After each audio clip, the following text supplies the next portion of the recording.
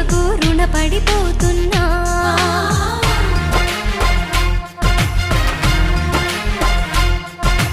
నిండు రేయిలో ఇంత వెలుగు ఇది ఎక్కడిదనుకున్నా. నువ్వు వస్తున్నావుగా ఇది నీ మహిమని ఇప్పుడే కనుగొన్నా. నీతో శ్రావణ మాసం తీసుకురా మన కోసం.